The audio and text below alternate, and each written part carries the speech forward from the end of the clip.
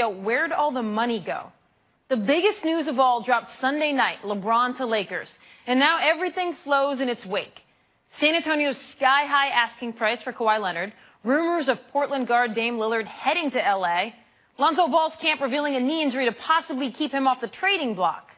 Plus, guys who might have commanded $70 million plus in free agency just 2 years ago, guys like Marcus Smart, Zach LaVine, find a market without much free cash. The NBA offseason hits all the notes. Plugged into the Lakers and the NBA world is ESPN NBA reporter Chris Haynes, who joins us now. Chris, what was the Lakers' plan for the post-LeBron signing? Well, I think you were seeing it, and I think a lot of people probably don't understand it. They're getting a lot of versatile defenders out there with LeBron, and also players who can handle the ball. At this stage of LeBron James' career, he doesn't want to go 1-on-5 anymore. He wants to have other guys who can facilitate the offense and make life easier for him. So when you look at those names, Lance Stevenson, JaVale McGee, KCP, Rajon Rondo, you have to look at it as far as where they want LeBron's trajectory to go as far as his career arc. So it's not a lot of big names, but they're names that can help him ease on as he makes this transition to the latter part of his career. Chris, what's your understanding about whose vision this was? Was it LeBron's or was it Magic's? Well, they came to an agreement. It was partly Magic, but obviously LeBron James knows the status and the plight of NBA players as they go into the twilight of their career. This is something he wanted. Look, there was about 3 aspects that were made LA Lakers attractive. The fact that they had cap space, they had young assets, and they had the flexibility to make some major moves going into the 2019 summer. And so LeBron James, in signing that 4-year deal, basically is letting everybody know that he's going to be patient. He's going to allow the Lakers to make moves because they can. They're not hamstrung like a lot of other teams. So it was partly a vision of Magic Johnson, but LeBron James, this is what he's been wanting, and he wants to preserve the rest of his career. What can we expect next from the Lakers? Look, I think we'll probably they'll probably get one more signing in. You got names out there like Jamal Crawford, Wayne Ellington. You know, you think they have to get shooters. And while I do like some of the pieces that they've added, that's one area that they're lacking. They have KCP, Kentavious Caldwell-Pope, who's a great 3D catch-and-shoot player, but they need other shooters around LeBron James. So I think that will be their target for the remaining of this free agency junction. All right, Chris, I want you to take a listen to the sound of Lavar Ball discussing the acquisition of LeBron James. Here it is. LeBron got a 4-year deal, right? Yeah. I hope he gets 4 in a row. Yeah. But if not, I guarantee 2 when all my boys is on the Lakers with him. Well, you know, game over. Since we're talking about championships, a lot of people are saying it's already a wrap for the rest of the league because the Warriors just signed Boogie. The Warriors can sign Boogie, Prince, Michael Jordan, anybody they want. They still ain't gonna win with this team right here. Lakers with LeBron. You don't give my son the best player in the game. Don't think he gonna win no championships. Chris, how are people in L.A., because there's history there, responding to this from Lavar Ball? They're pretty much just ignoring it. That's been their stance for probably most of last season. Look, I understand what LeBron is saying. Let's just add clarity and add realness to the situation. You know, if the Lakers are going to have all the ball sons on that squad, then they will at least give Angelo a summer league spot. That's not the case. So it's here nor say there. This is not going to happen. But look, when you talk about championships, I think everybody is still looking at Golden State. I don't think anybody, as the roster constructed right now with the Lakers, will think that they have a realistic chance of contending with Golden State. At least not now. There's some other moves like Kawhi Leonard, who I'm told they still have an abandoned pursuit of, as well as the Clippers. That's one guy. If they get in the fold, then we could probably talk. Okay, you mentioned Kawhi. What about Dame Lillard? Is that a legitimate possibility for the Lakers? Not as of right now. I mean, they have to look into that. Look, their focus right now for the Los Angeles Lakers and the Clippers is Kawhi Leonard. So as soon as they exhaust all their options there, that's when they can start focusing and looking at other players. Damian Lillard, I would think, would be an option. I would hope that it would be an option if they do strike out on Kawhi. But I don't mean to go straight into Kawhi, but I want people to understand that if the Lakers don't put a package together that will suffice the Spurs, it's the chances of them signing Kawhi, if Kawhi is forced to go back to San Antonio, the chances of them signing him next summer goes down tremendously. And it's Kawhi is there for the taking right now for both Los Angeles teams. And I think if Kawhi goes into free agency, he has to go back to the Spurs for another year. If he goes into free agency in 2019, the Clippers will have a better chance at getting him than the Lakers. So I just want to throw that out there. All right. Chris Haynes, thank you so much for joining us. Thank you. All right. We are joined now in-house by former NBA player and now NBA analyst Ryan Hollins. He's going to give us a broader perspective on this NBA offseason. Now, Ryan, let's take a more in-depth look at the Spurs' asking price for Kawhi Leonard. What's your interpretation on the team's strategy? The Spurs are going to ask for the house. If you hadn't taken note, Blake Griffin was just traded for 3 serviceable players, a first and second round pick.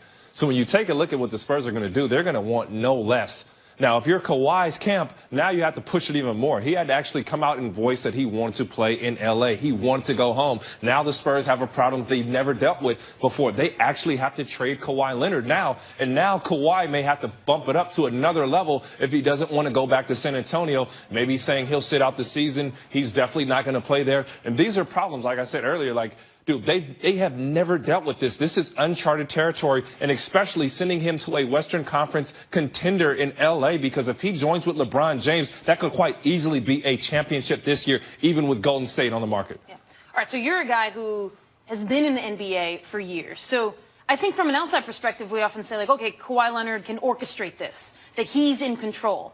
Is that true? What control does Kawhi Leonard have in this play? Well, you would hope that all parties come along. And essentially, we've all got to be grown-ups here and just make something happen. So Kawhi, yes, he can be a bad sport, which unfortunately he would have to be. And the guy's one of the most quiet players that I've ever played against. He'd make a huge play and then just come back and be cool, calm, and collected. In San Antonio, they definitely don't have leverage either, because if you bring a poor situation into the locker room, which they had last year, that could be I don't want to say a demise of the season, but a cloud over San Antonio in which they've never had. So you hope that all sides can get along and they can get a respectable deal done. But, asking for the entire 4 young Lakers and their assets, just wasn't a realistic deal. But business-wise, you ask for more, you get half of what you thought you were going to get, and you end up winning at the end of the day. So San Antonio is going to play this out as well as they can. What is your response to the theories that the Lakers should just wait a year and have Kawhi Leonard sign and not have to give up the house to get him in a trade? Yeah, you get dangerous. And I talked to Rich. You get dangerous with that. And I talked to Rich Paul, in LeBron's camp, and he said, yeah, we'll just wait a year and we'll be in a better position the next year.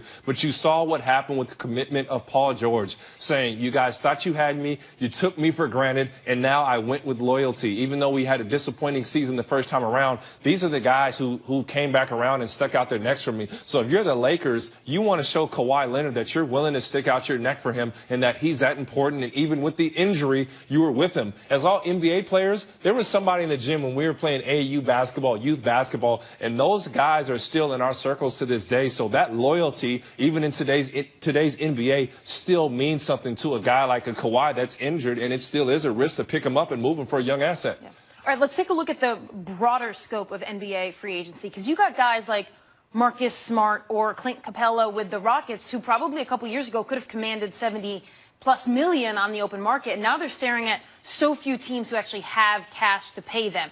As a former player, what do you do if you're one of those guys and the market doesn't look like what you thought it would look like? You hope you have a good camp around you. You think about a Nerlens Noel who passed up on about $70 million to take a minimum contract this year. And unfortunately, those guys had amazing years. In the last year, you just saw guys getting, I don't want to say unrealistic, but great contracts for the timing. So free agency is all about timing. Fellas, please be patient. Don't mess up on your money. Humble yourself, go back, prove yourself, take a good contract, a 1-year, maybe 2-year deal, and hit free agency at the right time. And unfortunately, in Clint Capella's stance, this is the worst time for centers. We couldn't be more undervalued than in history of the NBA. You always want to have, 4, almost to 6, 7 footers on your lineup. And a guy like Clint Capella was a max player in any other NBA. And now you saw DeMarcus Cousins signing 1 year for the mid-level exception. Dwight Howard, 1 year, mid-level exception. Dwight Howard would walk into a $60 or $70 million contract in any other time in the NBA.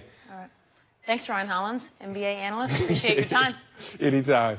Coming up, chaos in the quarterfinals of the world's biggest sporting event. We're going to be live in Moscow. 2 weeks in a flooded cave system. Workers have begun drilling holes deep into the rock and installing pipes with hopes of creating a dam that will allow the safe rescue of the 12 boys and their coach. The boys are all in good condition, but there's a growing sense of urgency to rescue because of a monsoon expected in the region by Sunday. U.S. Congressman Jim Jordan from Ohio is denying claims by multiple former Ohio State wrestlers who say Jordan, then an assistant wrestling coach, covered up knowledge that a former Ohio State doctor regularly groped athletes. Richard Strauss, who died by suicide in 2005, has been accused of groping male athletes from 14 different Ohio State sports. Congressman Jordan has acknowledged that Strauss used the same shower area as athletes, but says he was unaware of the abuse. Today in the B block, I promise you this is not at all what the World Cup quarterfinals were supposed to look like. England refusing to fold in penalties. Russia beating Spain. Plenty to see there. We also have Sweden and Croatia, but no Germany, no Portugal, no Argentina. Beginning tomorrow with France against Uruguay, the World Cup quarterfinals are here. And we are now joined live from Moscow by ESPN's senior writer, Gab Marcotti. Gab, what's the biggest story live on the ground right now? Wow, Kate, I mean, you mentioned so many. I think overall, sports-wise, it's the absolute debacle, the collapse of Germany, not just the fact that they went out, but the way it actually happened. But, I mean, beyond that, obviously, Argentina also a meltdown. Russia's a tremendous run to this stage with them knocking out Spain was something I think few had anticipated. And I think overall, just the general sense that, the gap between the traditional superpowers and the rest of the field is nowhere near what it used to be. And do you feel that the vibe on the ground there is that Russia has managed to get into these quarterfinals on merit?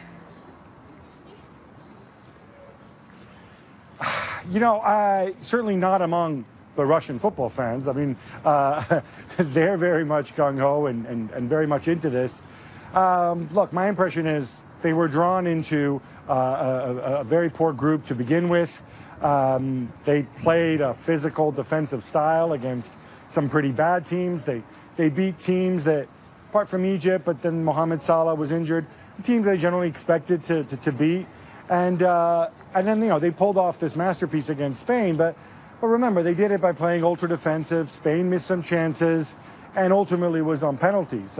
Personally, I don't see anything sinister to it right now anyway, if that's what you're driving at.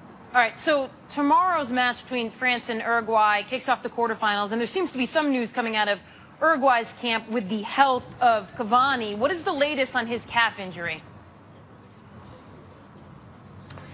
Well, he's still very much touch and go. I mean, it's one of those situations, I think, with that type of injury, you're really going to end up evaluating him in the morning and seeing how he is. It's not something that you're necessarily going to aggravate. But then again, it's a World Cup quarterfinal, so if you have to run a risk, you might just be tempted to do it. Who's the favorite at this point? We mentioned all of the favorites coming in who are now out of the World Cup. Who would you say is the favorite at this stage in the game? So here's the thing. Obviously, one side of the draw, because of the upsets early on, is simply much, much tougher than the other. So Brazil, Belgium, and France, for my money, probably maybe they're the three strongest teams left in the competition, but they're all on the same size of the draw, so they're going to knock each other out. On the other side, you've got England, you have Croatia, possibly the front runners from that side. For me, it's whoever gets out of the Brazil side of the draw, and I think on paper, I'd go with Brazil right now.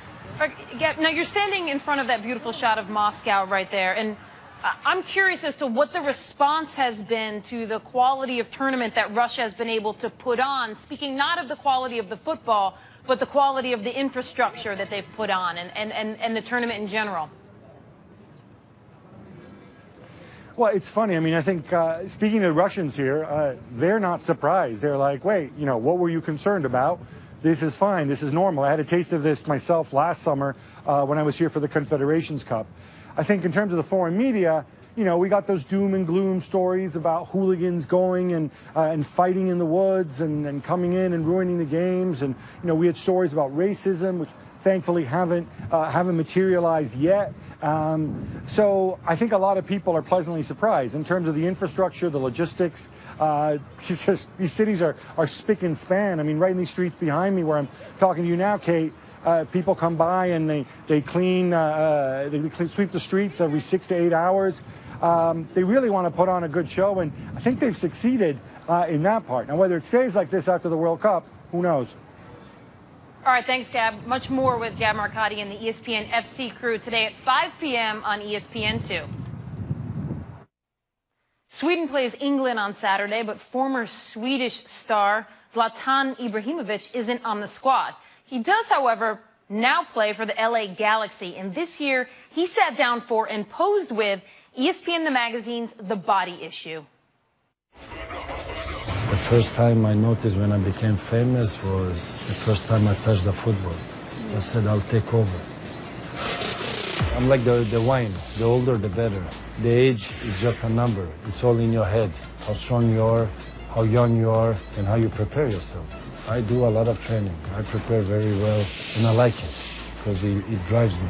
It never makes me satisfied because when I feel good, I want to feel better. And it's going to fall for Ibrahimovic! Oh, come on! Come on! LAFC have just been Zlatan. I need to be angry. I need to be very angry. Then I bring out my things that you will not expect in a good way, not in a bad way.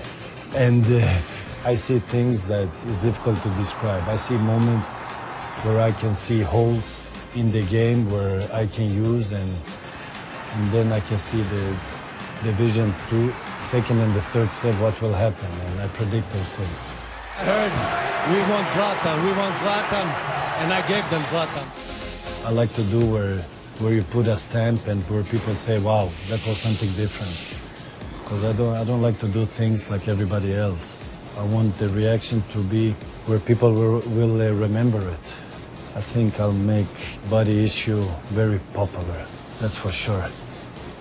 They will get something nobody else got, so I'll give them that for free. Body 10, a decade of ESPN, the magazine's Body Issue, debuts tonight on ESPN at 7 Eastern. And coming up, a love story with a sports twist. On a recent flight, one passenger asked another, a young woman, to switch seats. The woman obliged and took her new seat next to a guy she, of course, didn't know. Over the course of the flight, the passenger who initially asked for the switch watched in rapture as the two people sitting in front of her seemed to hit it off. Now, the passenger started live tweeting about the two, and eventually 250,000 people were tuned in, watching this first meeting, this potential love story, unfold in real time. We couldn't have picked two better romantic leads. They were both athletic and cute, and they struck up a conversation immediately. I walked on a plane just ready to get home and ended up sitting next to a lovely girl I had such a great time with on the flight. The story took a twist when former U.S. men's national soccer team player and Fox broadcaster Stu Holden sent the following tweet from Russia. Can't believe that while I'm covering the biggest event of my career, World Cup, I've been upstaged by my brother falling in love on an airplane, hashtag plane bay, hashtag hunky plane guy. All right, that's right. While Stu Holden, former national team player, is in Russia covering the World Cup, his baby brother is stealing the headlines. Now, we can pull at least two lessons from this story. One, the future of reality TV might just be this: live action paparazziing on Insta and Snap. And number two, most importantly, always agree to switch seats when someone asks on a plane. Now, from experience, I'd say 80% of people live by this rule. But to the 20% who don't, what's the deal? Not only are you losing out on easy life karma points, but you also just come across as selfish and rude. And the ironic thing is that the people who say no to seat switch requests are probably the same people who would most relish the 15 minutes of fame just dropped on this couple. So always switch seats when people ask, okay? It's just the right thing to do. I'm Kate Fagan, sitting in for Bob Lee. That'll do it for Outside the Lines. NFL Live is next.